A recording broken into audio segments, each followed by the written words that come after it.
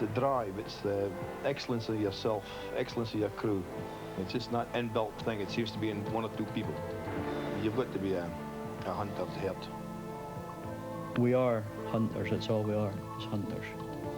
We're bait for whitefish, mackerel, herring. You're going out and you're hunting, you're looking. If you look in the wrong place, you get nothing. It just seems to be an innate skill they have, and there are some very outstanding men that consistently can go to sea and catch fish within a quarter of a mile where a whole fleet of boats which can't catch fish. These really are the people who can correctly be described as the last of the hunters.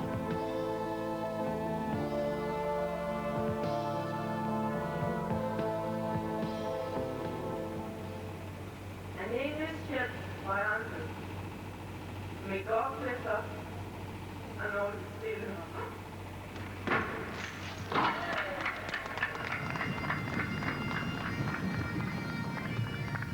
Campbelltown, Scotland, the launch of the Boy Andrew, perhaps the most efficient fish-catching machine ever to put to sea. Over the past 5 years, vessels skippered by Andrew Bremner have consistently landed more fish than similar-sized boats anywhere in Europe. Well, I went to sea when I was 16, and it was always my ambition to become skipper. And once I became skipper, it was always my ambition to be top skipper, just to satisfy my own mind. I think that we became the top whitefish boat in Scotland in 1982, and we've been that the last 4 years. I don't know who will be this year. It never ceases to amaze me why these people continue fishing. It is really something I think that must be in their blood, because I think the rest of us, if we were earning £1 million a year, would be taking it away and going to live in the Bahamas or something like that. But these people seem to want to go on and on. I don't think it's the money that motivates them. I think it's the competitive element. They want to do better than everybody else. The Boy Andrew cost nearly £1.5 million to build, although she's just 87 feet long. 4/5 of Britain's fish is currently being landed in the north of Scotland, mostly from boats smaller than this. Norrie Bremner, Andrew's father, a top skipper himself until illness forced him ashore, now runs the family fishing business. It also includes a second boat and a fish selling company. Wick, the Bremner's home port, has a thriving whitefish fleet, but the harbour is usually deserted. The Boy Andrew is registered here, but she'll rarely see home. Like the bulk of Scotland's so-called inshore fleet, she will put in where prices are best. That could be Peterhead, Germany or Denmark. 50 years ago, it wasn't whitefish but herring that made Wick one of Britain's top ports.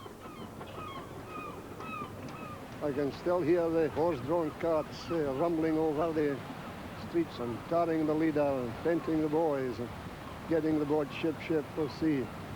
It was all exciting to me as a boy at 14. And in those days there was 1,000 steam drifters in Scotland, and the whole way of life centred round the herring fishing. Come all ye herring fishermen that work the nets the whole year round. There's the 5-hour ride to the sound of sleet to reach the western herring. The markets will na wait for God, and neither will it wait for man.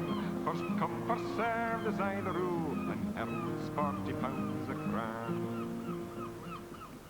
For 150 years, successive generations of fishermen plundered the North Sea shoals with no thought for the future. By the mid-1970s, the herring as a species was virtually fished to extinction. Now, in the late 80s, with huge landings of whitefish in the north of Scotland and more boats joining the fleet, Andrew Bremner is concerned that cod and haddock could go the same way as the herring. This is a business where historical trends don't seem to matter. The Bremners now control the marketing as well as the catching of their own fish. What they can't control is the increasing numbers of small fish coming up in their nets. Now, the scientists are saying we have to raise the mesh sizes, which I totally agree with. But it's going to give you, as the processors, a couple of hard years, and us as fishermen, a couple of hard years, until the fish get bigger again.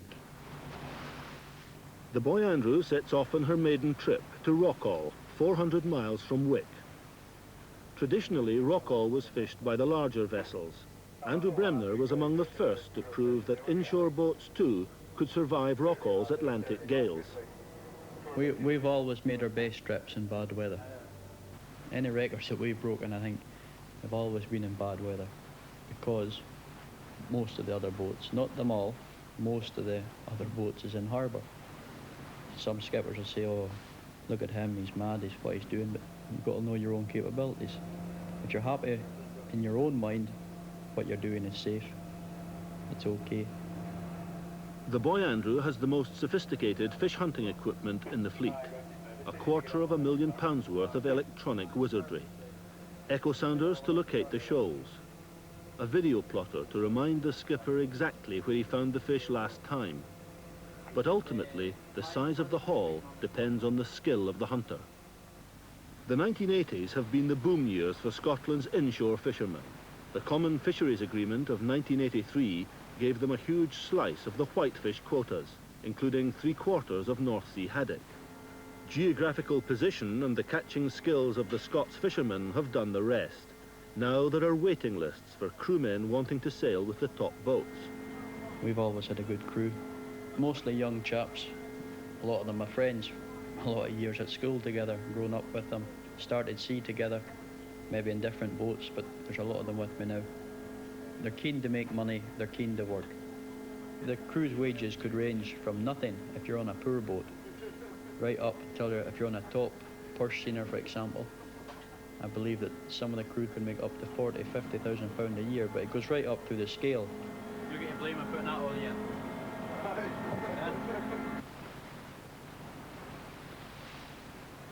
20 hours steaming from Wick and another 20 to go, with the sea like a mill pond. But there's no margin for error once you're out in the Atlantic. There was a particular night Andrew Bremner wished he was anywhere but Rockall. Most times in the North Sea, when you get a storm, you can go down to your bed and your mind is reasonably at ease because you know the capabilities of your boat. But that night at Rockall, I was just wondering if we'd maybe made a mistake in being there. The boat was doing things that night that she'd never done before, you know, taking lumps of water. And that's the worst night I've ever put in. While Andrew the hunter is at sea, Norrie at home plays out a game of bluff and counter-bluff over the fishery wavebands, analysing radio reports and guiding the two Bremner boats to the best fishing and eventually to where the best prices are being paid. Rockall, the most westerly outcrop of the British Isles, 200 miles beyond the Hebrides. After 40 hours steady steaming, the killing grounds are at hand. The hunt can at last begin. A multi-million-pound business rides on the kind of decisions Skipper Bremner will make in the next few minutes. A shoal of fish on the right ground at the right depth.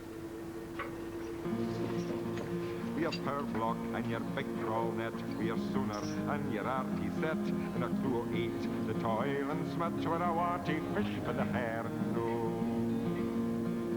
Bigger catches, bigger cost, mere and fair expensive gear. To pay for it, we need to catch more and more fish every year. We've got to be catching fish all the time because, well, we're running 2 boats.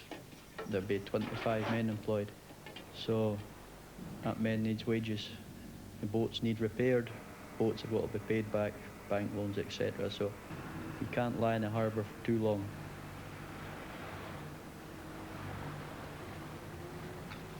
The boy Andrew completes a triangular course around the shoal. The net is then winched in.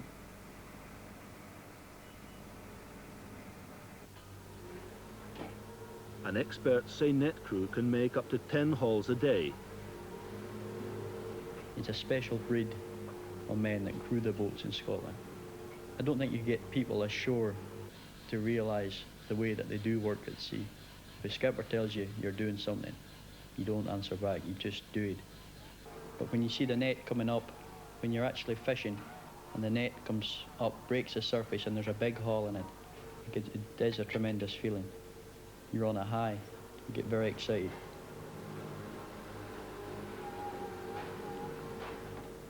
This time it's disappointment, a small catch of poor fish. Nowadays, even the best hunters are finding it harder to make a big haul, as more and more catching power is drawn into the fleet. I can remember when I started, it's just not long ago, that we could fish on a certain piece of ground for weeks and weeks and never see another boat. We would have our own secret places that nobody would know. But nowadays in the North Sea, there's no secret places.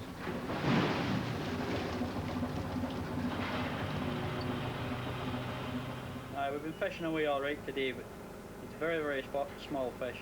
Unbelievably small, just no comparison with last year at all. Like, there's no way we could gut them. We'll just need to round them and hope that you can get a market for them. Okay. There's about 9,000 boxes in Peterhead today, so I think the markets could be slack maybe in quite a lot of boats in, so I think they could be slack in a couple of days' time. Okay, we'll just fish away for a couple of days and probably get in touch with you tomorrow night and see what the situation is then. Okay, thank you very much for the call. Good night. Good night just now, we're on our way.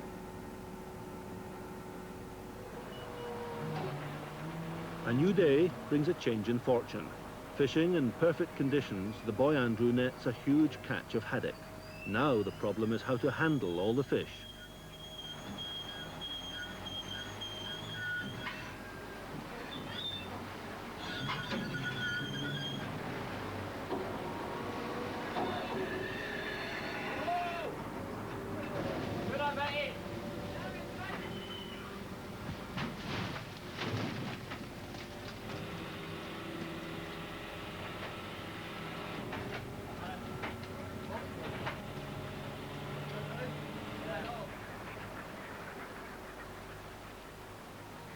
There are too many fish for the crew to gut, so Bremner decides to offload part of his catch to the boy Andrew's sister ship, the Opportune, fishing close by.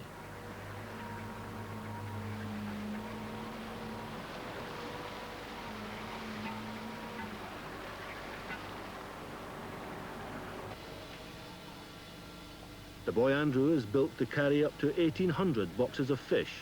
Few inshore boats have even half this capacity. The job of gutting and boxing would be impossible without a crew willing to work all hours. It was not unusual for the crew, if we was getting a lot of fish, to work up to 48 hours without any sleep. Work twice round the clock. Maybe have 3-4 hours in their bed and do the same again in a working week. We would possibly leave home on a Sunday, land again maybe on Friday in Denmark, sail right away again and be back in Peterhead for the following Wednesday.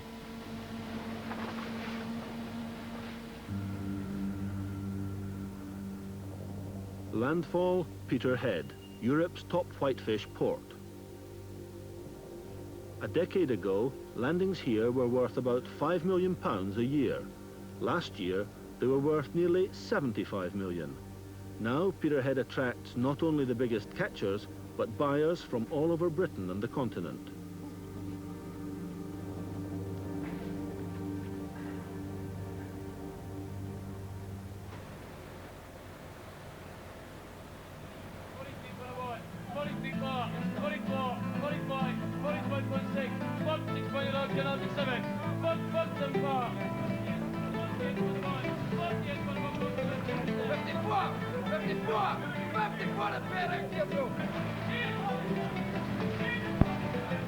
When you get back to port, maybe if you make a very good trip, if it's big prices, everybody's happy, you're on a high. It just gives you a tremendous feeling of job satisfaction, I think, to come in with a good trip, better than everybody else. 344, 346, 17.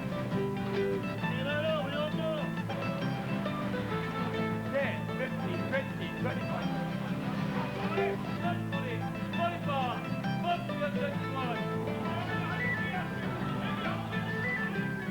You're always watching your competitors. You know the skippers that's pushing you. You know the certain few that's on your tail. They're fishing as strong as what you are. You're watching them all the time. You watch what fish they land, you know, and they watch what fish that we land, and you hear that they have a big trip. You're trying to work out where they've been and how they've done it. For its 10-day trip, the Boy Andrew grosses around £25,000. After expenses and the boat's share, the crew have £10,000 to share among them. That's £1,000 each, just an average payday for the Wick men.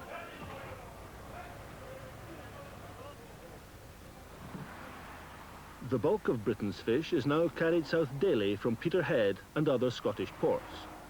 At the same time, the traditional fishing ports on the Humber, which relied on cod caught off Iceland, have witnessed a total reversal in their fortunes. If you walk around the port of Hull, you will see the decline that has taken place, the dock full of mud, the collapse of the ice factory, Fishbeal works in ruins. It's very sad to think that there were 140 ships operating out of here not very long ago, landing perhaps 4/5, along with the Port Grimsby, our sister port, 4/5 of the fish that came into Great Britain. Now it's 3 long years since we made her pay. Sing Holloway, my laddie, oh, and the owners say that she's had her day. And sing Holloway, my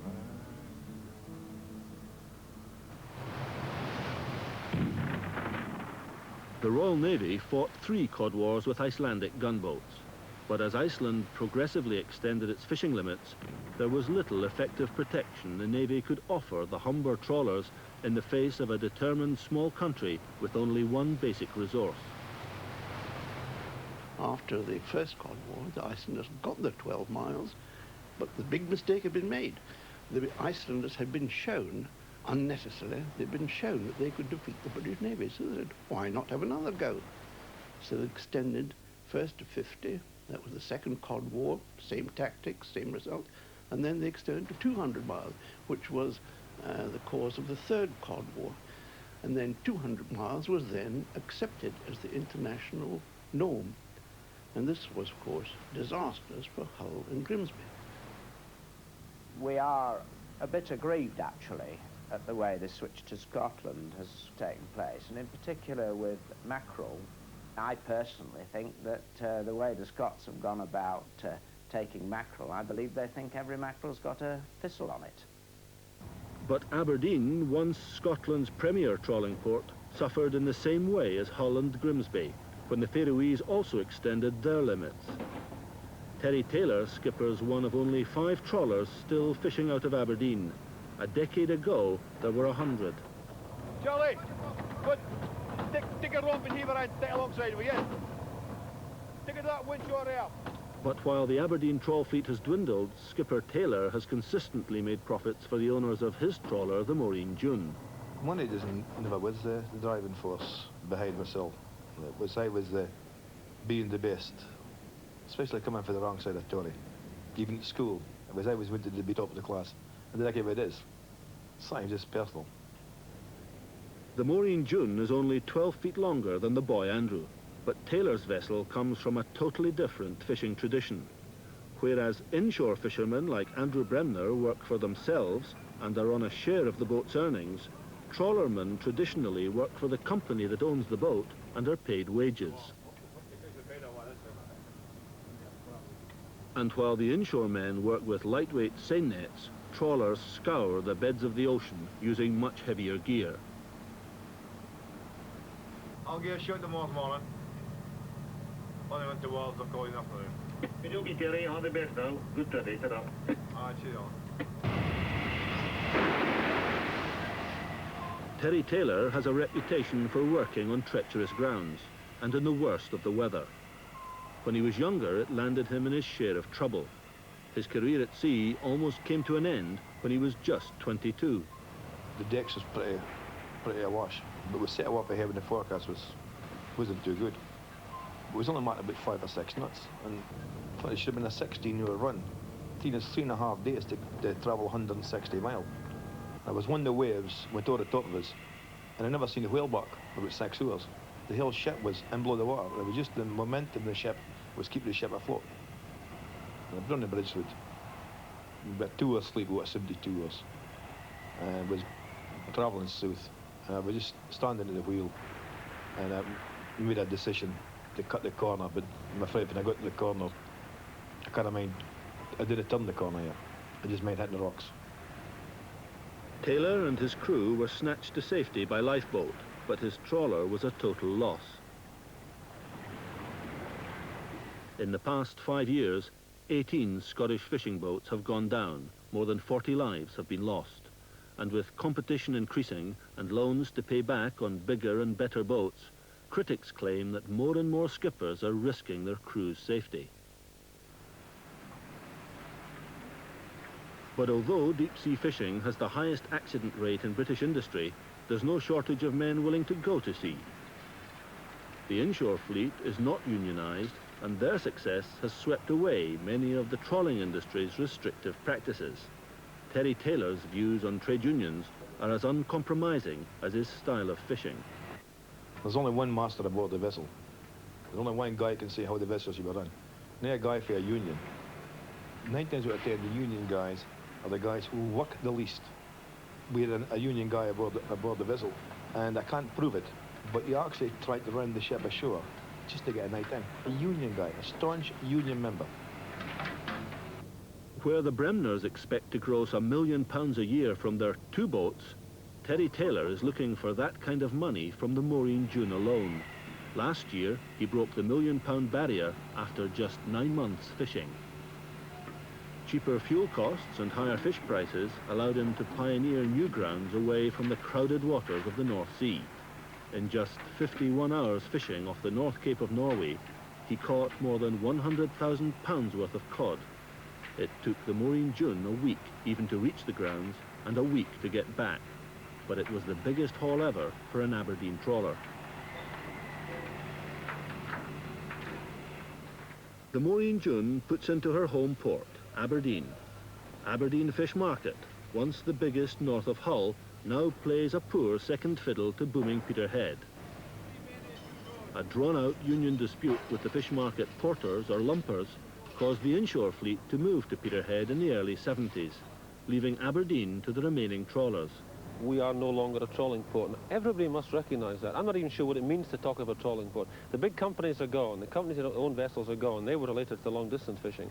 I believe we can live with it, provided the porters, the people that land the fish in Aberdeen, recognise that they've got to move with the times and no longer dealing with a company-owned trawling fleet. They're dealing with inshore fishermen who can move to Peterhead or anywhere else. But although a few of the inshore boats have returned, last year the value of landings at Aberdeen was still less than half that of Peterhead. For Terry Taylor, a few days ashore and a well-earned dram, the first Scots trawl skipper to gross £1 million in a year. But with whitefish quotas facing cutbacks, he knows that each year it's going to get harder. Well, that's the problem, is it? Quota's being cut, so you got a year next year. Well, he's starting $1 million this year. Folk I look you in your head to $1.5 million, $1.25 million next year. And if they're cutting the quota, there's no way you can do. With the inshore vessels now dominating the North Sea, Taylor believes his only choice is to fish further from home, and for that, his trawler is just not big enough. But the owners of the Maureen June, the Wood Group, don't share their top skipper's vision of the future. Ian Wood believes that future now lies in the inshore waters. The Scottish fisherman has never traditionally been orientated towards 30-day trips fishing in the Falklands. That's not his style. He's probably one of the best, most talented fishermen in the world at his own job, which is going to see 5-6 days seine net trawl fishing and coming back with top quality fish. Expert at that, but the tradition has never been the long distance fishing, and I don't see that coming back in any great sense in Scotland. So, after a lifetime working for trawl owners, Skipper Taylor has decided to go on his own. He's having a new 130-foot trawler built, capable of fishing from the Barents Sea to the Falklands. It will cost £2.2 million. We took your idea of, in fact, moving the engine room forward such that you would have the maximum area aft where you could have your hold. Then we still got the 2 holds. You've got the 2 holds, which allows you to have frozen fish in one hold, and the other can be released fish boxed. The repayments are rather high on a yearly basis. But then again, if you've got to make £1 million a year, if a business can't survive on £1 million turnover, plus, if I can't take the gamble, how do you expect the young men behind me to take gambles? If the man who's making the most can't take the biggest gamble, who can?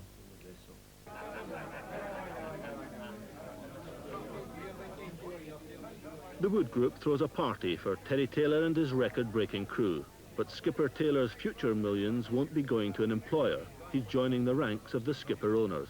The days of standing calf and hand like Gaffer are definitely gone. We always assumed they had been gone in the past. But the owners of this world have got to realise that it's the fishermen themselves who are making the destiny. No one else but themselves will make the future. Here's hoping you make any dream the next 6 months. You know, if it like that, if you do it in 9, they'll expect it in 6 the next day. I'd rather beat you on the Skerry Road, sing Holloway, my laddie, oh, see her torched in the breakers dawn, and sing Holloway. 10 or 15, 20 years from now, will be number 6 go out and catch your share of haddocks this week and have a week off. The technology, the catching power is getting so great that we may have to share time at sea in the future, as opposed to sharing quotas. Share time at sea to catch the same quota, because every vessel will be deployed to its maximum, its full capacity. Then stow your gear, lads, and batten down. Sing Holloway, my laddie, oh, I'm taking the wheel, lads, and I'll turn her round and sing Holloway.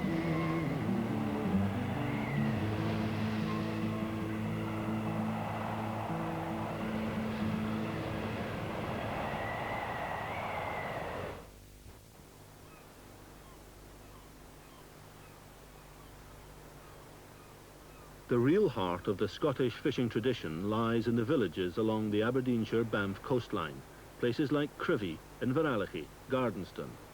These are the communities that have lived the fishing in good times and bad, communities with a pride in their seamanship and a faith strong enough to ride the storms and still come safely back to harbour. Money, my blessings three, pray for Daddy on the sea. Bonnie Ben is at a bed. May your boat safely speed. May your boat safely speed. I don't know anybody in this northern part of Scotland that would have gone to sea on a Sunday. And them out in the sea, they lay there, out there. They didn't know, the only thing that was done, the cook made the grub and a man kept watch. That was all that was done till Monday morning. You see, the Bible says there's going to be a famine. And it's coming shortly, I'm telling you. There'll be a famine, you see. And it's a bad show if there is. Because there's too many of this nets. They're just scraping every little fish in the sea. And yet, they're still not content with their money. No, they're not happy. I think They're not contentment's a great thing. The more Real money happy they're with what they getting, have. the more they're wanting, you see. But Oh, we've just tried to be content with our lot. Come on, you fishing lasses, aye, it's come awa wi me.